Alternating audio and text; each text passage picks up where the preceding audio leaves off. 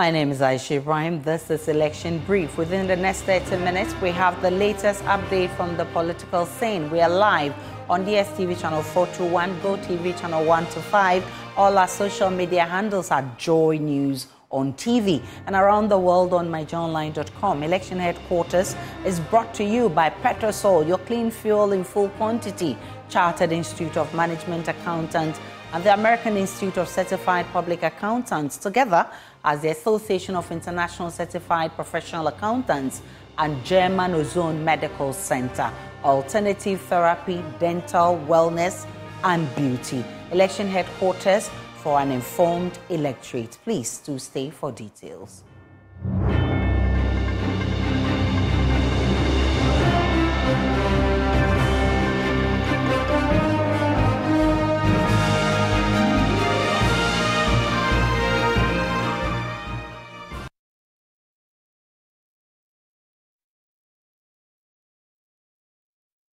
The Methodist Church of Ghana has urged the Electoral Commission to ensure fairness and neutrality throughout the pre- and post stages of the upcoming general elections to ensure peace prevails, imploring political parties and independent candidates to refrain from using inflammatory and abusive language during their campaigns. Presiding Bishop of the Methodist Church Ghana, Most Reverend Dr. Paul Kwabena Boafo, said all hands must be on deck to protect the peace we enjoy as a country. He spoke at the annual Easter News Conference here in Accra.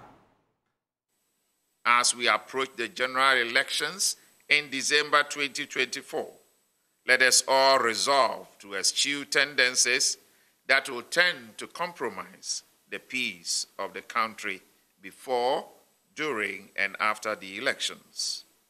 In that regard, it is incumbent upon all the stakeholders in the process to be minded in their duty to the state. To the Electoral Commission, they must be manifestly seen to be a fair and neutral umpire in all the processes leading to, during, and importantly, after the elections. To the security personnel, they should be professional and impartial judges to engender trust in the electoral process. To our political parties and independent candidates, they should be measured in their communication and engagement, embracing inclusive language and avoiding intemperate, abusive, and offensive language in their campaigns. To the media, as always, we will call on you because you are very significant and play a role.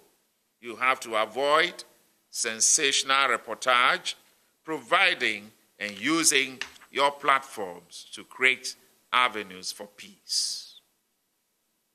In the spirit of peace,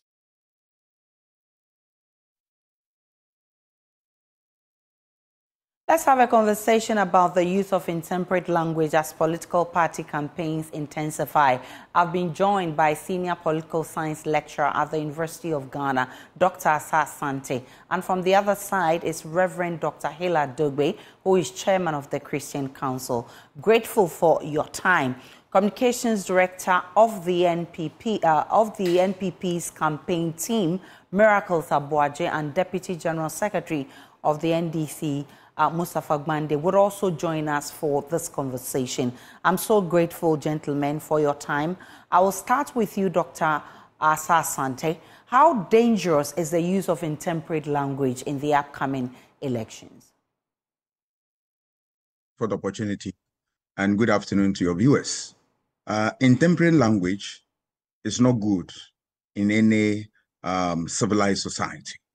If you want to communicate, we expect you to communicate peacefully and then make sure that your language is without problems. In other words, you should be mindful of the language so that you have decorous language, and your language is without any invectives and the rest of them.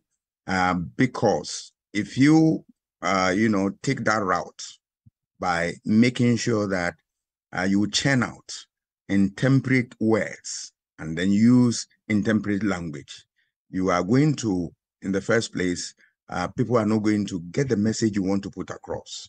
You are going to get people angry. And at the end of the day, the message you want to put across will get lost.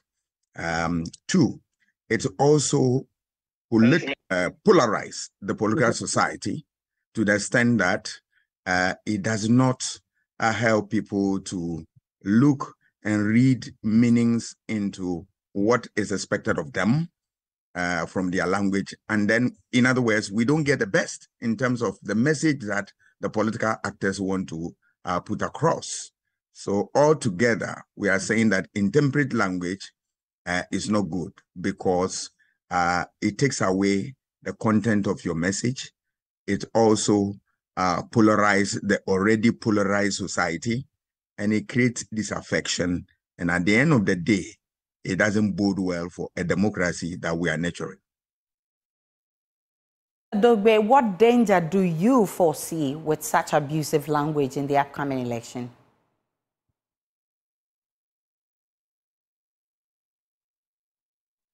Hello, Reverend. Reverend, can you unmute for me? All right. Yes. Thank you for the opportunity to share at this time. I'm actually on the road to my holy village of Tagbi for the Easter. To talk about intemperate language, it's imperative for us to understand that, as Scripture reminds us, our tongue can heal and our tongue can destroy. There's great power in the tongue. So the way we relate with each other in terms of the words that we use in our conversations, obviously can heal or it can destroy. When it comes to elections, where we know that emotions are always very high, it's imperative for us to understand that irrespective of who we are or where we are coming from, or where we stand in relation to the political divide, it's imperative for us to be respectful of each other and use languages that will seek to hold all of us together and to enhance relationships. We know of countries, or we even had situations in our own country here, where political opponents have used languages that have not been healthy, that tend to tear each other down. And I don't think that's healthy for our democracy. That's not healthy for our community, and that's not healthy in any way in building society. For the peace of the land to be established, for the peace of the land to be sustained, for the peace of the land to be built up, it's imperative for us to be respectful of each other and use words that build up rather than tear down. All right. Go ahead, Reverend. Yeah. We've had things in our neighboring countries, how elections have turned overly violent to the point of people not just using words, but they move beyond just using words against each other to using weapons against each other.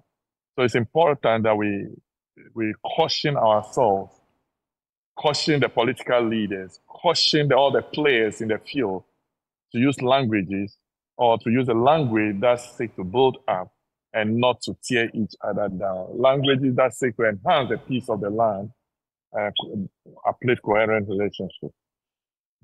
Right. So having established the dangers, the question then remains, how are the political parties themselves preparing their candidates, spokespersons, and foot soldiers for the campaign ahead? Let me begin with you, Miracle Abuaje. How are you preparing your people for the campaign to avoid intemperate language?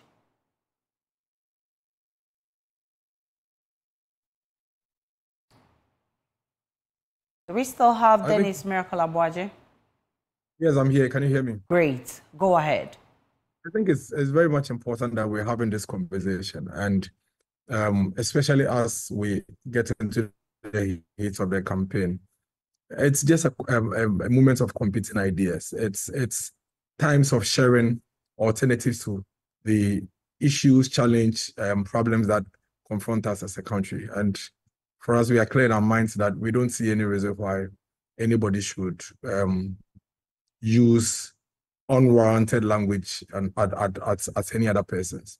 Share your view, make your point, as forcefully as you want, but ensure that it's measured, it's civil, and our values as a people do not even support using such unwarranted, unpalatable words against each other. So for us as a campaign and as a party, we've already begun a process of aligning our political communicators across the country, across all the regions and constituencies, to ensure that we stick to the issues. Let's stick to the policies that we believe would take Ghana to the next chapter, and eschew unnecessary emotions and sentiments, which would lead to using words that are unprintable and words that are not Ghanaian, as I would want to put it. And so we'll continue to do that. So it's one that we take seriously, and you should be rest assured that you should see some civility on the part of the person or persons who will be speaking for and on behalf of Dr. Mahmoud Bawumia's campaign. That's a firm commitment and assurance that we make to the whole of the people of Ghana. Mustafa Gbande, what's the plan of the NDC to ensure that all the people who will be found at one point or the other are campaigning and not using abusive language? Thank you very much, Aisha, and good afternoon to my co-participants and Miracle Abuaji spokesperson, to Dr. Mahmoud Bawumia. For us in the NDC, I think that we are already conscientized on the way forward because, one, the leader of our party, you all know, is somebody who is very tolerant, even in terms of action, language, and how people behave towards him. If you come to the level of our party, my national chairman, my general secretary are clearly people who are people of principle and values, and they don't endorse any of us to use interpret languages. And so I believe that in NDC, if you did use interpret language, the culture is that you'll be condemned and the party will de-associate itself by taking full responsibilities. I just hope that my friends from the other hand would have the fortitude to be able to hold their officers responsible in things like this. Let me cite an example of last week where a regional chairman of the MPP would have to use very bad language on the just nominated running mate of His Excellency John Dramani Mahama. The silence of President Akufo-Addo, the silence of Dr. Mahmoud Bawumia is an endorsement of same. If it happened in the NDC, we would condemn these actions. And so it's something that we must take responsibility. And Aisha, this is where the media must come in. And so when these things happen, we should be bold enough to condemn it with all uncertain terms. If it has to cause a political party to lose power, it should be so. We can't pay lip services on one breath, holding others responsible, and when it is about others, we resort to academic lectures. When Wontumi and Co. made these statements, we're expecting the media, civil society, clergy to rise up and say, don't vilify women, don't vilify people who have just been nominated. The whole country was quiet. When the NDC respond in any proportionate measure, then we would have been a conversation as to what interpret language means and what it doesn't mean. So collectively, we should all act responsibly and take, a bold decision as to how to stem these things out of our conversation. I have been engaging with you for some time. I deal with my issues head on, straightforward. There's no time to waste on Joy News attacking somebody. And even when you look at the credibility of the news outlet, you cannot go and be using interpret language. So you should not give the opportunity for people to use interpret language, and I think that will be good to go. Right, Reverend Dogbe, as you listen to Mustafa Gbande, he spoke about how the clergy, the Christian Council, the Muslim Council, if you like, or the Office of the Chief Imam and all of that, did not come out to condemn what he describes as intemperate language, or when there was an attack on a female running mate of the NDC. What's the role of the church, and by this I mean the Christian Council, the one that you supervise, in putting the political parties in check not to be tempted to use abusive language? Thank you. It's important, and I think every speaker recognize that we are a nation where we need to primarily learn to respect each other. Obviously, as a council, we don't necessarily monitor the airwaves to be able to hear everything that is said so as to respond to everything that is said. Whatever comes to our attention as a council that we need to respond to, we respond to. There are situations where issues have come up, we've not publicly responded. We've engaged with Peace Council, we've engaged with all our ecumenical partners that we've tried to resolve issues in so many ways, where we think that people have not acted right, people have not spoken right, or where the actions and utterance of people have potential to cause conflict. We will continue to play our advocacy role as a council. We will continue to play our empowerment role as a council. But, and that's what we'll continue to do, and that's what we've always done. Dr. Asante, at the end of the day, it's the electorate. The electorate is the one receiving the message. These political parties are campaigning to us to win our votes. I mean, what should the electorates do to make the politicians accountable for every word that comes out of their mouth? Straight away, they should be monitoring the political space. And whoever crosses the line, they should not hesitate at all by shaming the person and then campaigning a person against the person to lose the election. That is the only way out. I will go further that we need a civil society organization, groups of fair-minded people who will form a body and then monitor the media landscape. Any body, any party, any group that decides to go on route, all right, by using intemperate language. The person is noted, is shamed, and then massive advertisement, in other words, negative advertisement is mounted against that individual to lose election. That's the way out. The political parties, they will tell you that, yes, we are going to do ABC. But when, the campaign hits up, you realize that some of them throw all this caution to the wind. So when we have a body and the body is neutral and is monitoring the process and punishing people for things that come out of your mouth, I think everybody will be careful so that they will be measured and tempered in their language. The essence of politics is a contest of ideas. And in addition to that, you're a referendum of your work. So if you have no ideas, better shut up. If you have ideas, there's no point, destroying this country and then coming to build it another time. It's pointless. And so sell your message. If you resonate with people, people will make do with that. If not, they throw you away and then you prepare and come back. That's all. Miracle Abuaje, let me pick your thoughts on this one. You earlier assured us that the NPP will put its officers in check so they don't cross this line. You just heard Mustafa Gwande accuse your regional chairman of the Ashanti region for calling the running mate of the NDC names. Why hasn't your your flag bearer, Dr. Bawumia, condemned this?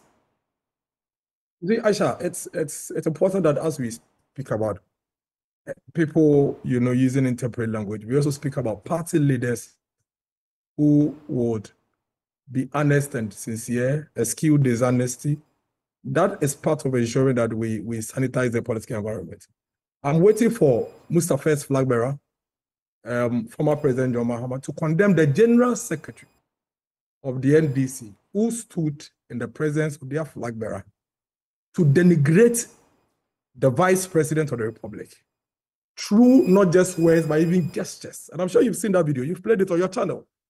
I didn't want to go there. When we want to, as leaders of political parties, we want to deal with situations like this, you don't start a conversation on the basis or from the premise that Mustafa, went through. And that's why when I spoke, I tried not to go into all those things, but I gave specific steps that we as a political party will take to ensure that our followers will do the right thing. But he begins by citing examples.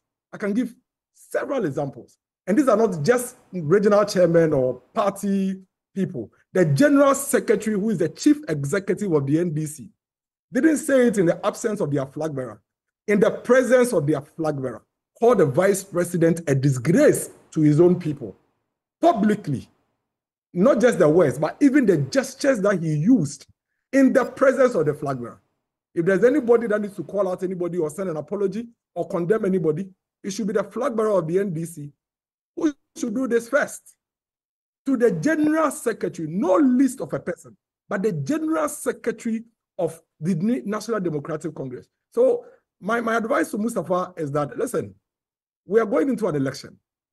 As leaders of political parties, we have a huge responsibility to protect the sanctity of our democracy and ensure that the conversation in our democratic space will be civil. So our job is to really find ways, like we are trying to do this afternoon on Joy News, to find practical solutions in ensuring that our followers would follow suit. But if you start a conversation on this premise, basically what you are telling your NDC followers is that because you, the Deputy General Secretary of the NDC, is citing a certain example of an original chairman of the MPP saying something, and in your view, because that original chairman has not been condemned, what Joy News is discussing this afternoon, which is asking for the way forward, should not be discussed. And wherever he is, he can say whatever he wants to say, do whatever he wants to do, because according to you, a certain regional chairman has done something. I will not do that.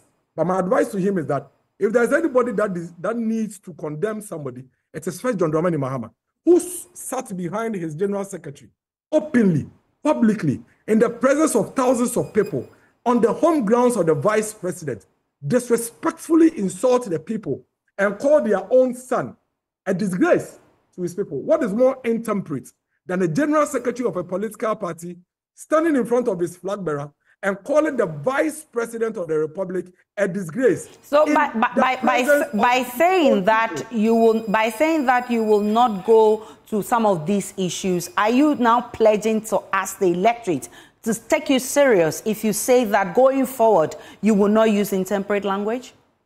I am telling you that I haven't used any intemperate language, but I was expecting you to call him out when he started on that premise. Now listen, what we are trying to do is to get the commitment of the political parties and the various campaigns to ensure. I told you that, listen, we are engaging our party functionaries.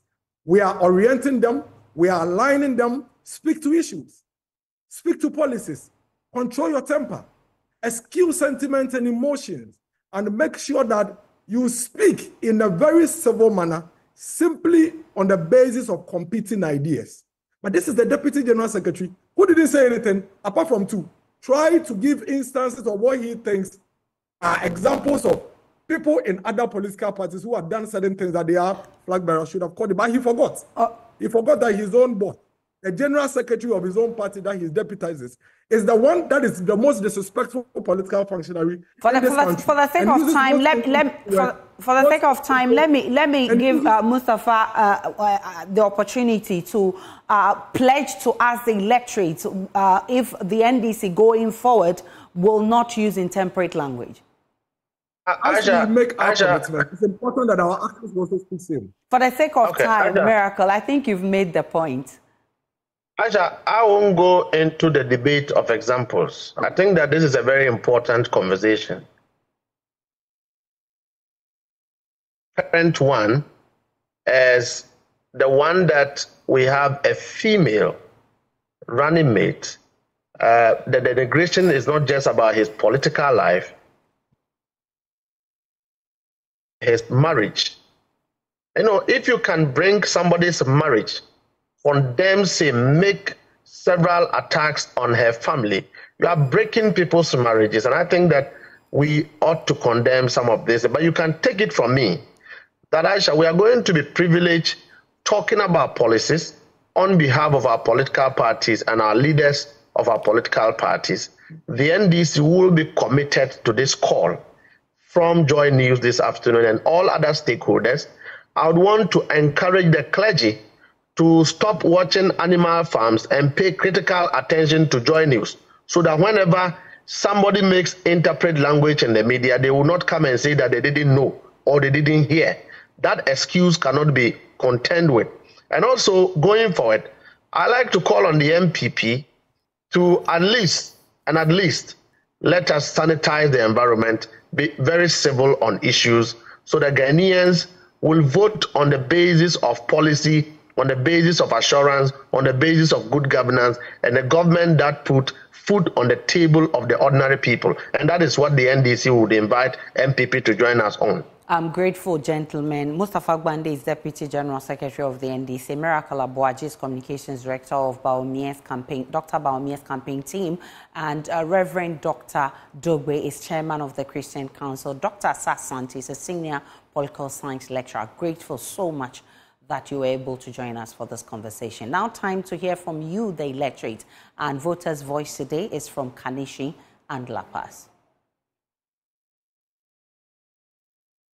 Ana do dan kwa ba ye no obeka che so be sesan bibia mu amaye dokru na eton dokru 1 cedi ye ndu to se dokru no 5 cedi o pesa o min party se na mi gina we mi di dokru mienu 10 cedi na ma ton chi na mu ahin na onu mate no a ene 1 dokru we 5 cedi che ye to abana asire ya jeli ye no ye to abana on beba o ye be ma ye nya ye wie ye no o parliament house onu AC baku 25 enebo na wujina wiem masa mire min to aba na ka chere na ya ji se beto amanu because young boy why there waba beto amanu but onu susu yes onu hwe ya o so be fa epu every akra akokuma se adentia Dubai o mo yes we nyina o na Dubai no mu nya kuro bia o yo nti sia uko se we e kan se atebubu na o de puna koto ana se e kan se